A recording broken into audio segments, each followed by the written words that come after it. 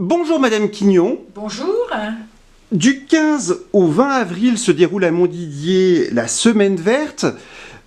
Quels sont les différents rendez-vous qui vont rythmer cette semaine? Eh bien, il y a des temps au cinéma avec des projections de films à vocation dédiée. Il y a des temps d'animation auprès des scolaires de manière à les sensibiliser sur les éco-gestes et la bonne conduite, le tri sélectif.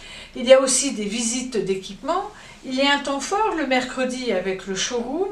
Et puis il y a une balade avec Picardie Nature qui aura lieu le samedi. Donc en fait, on essaye d'avoir un spectre très large pour toucher l'ensemble de la population, de manière à sensibiliser tout le monde à la biodiversité et au bien-être et bien vivre dans un environnement sain, propre et adapté.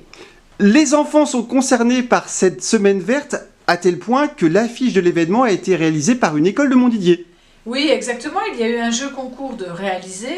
Et là, c'est l'école Victor Hugo qui a été lauréate. Et du coup, c'est l'affiche qui est en couverture de notre guide. Donc, vous verrez qu'avec beaucoup d'humour, d'ailleurs, je trouve qu'il y a des choses qui ont été faites. Ils ont beaucoup d'imagination, ces enfants.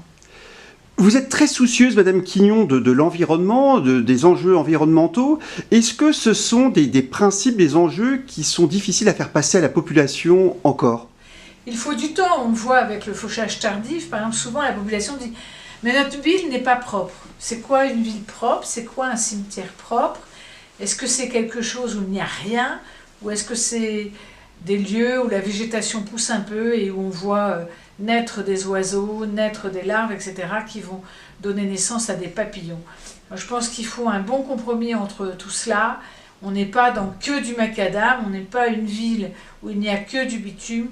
Il faut de la place pour tous et dans le cadre de la biodiversité et du monde environnemental de demain, il faut le prendre en compte. En tout cas, en conclusion, la Semaine Verte s'adresse à tous les âges. Tout à fait.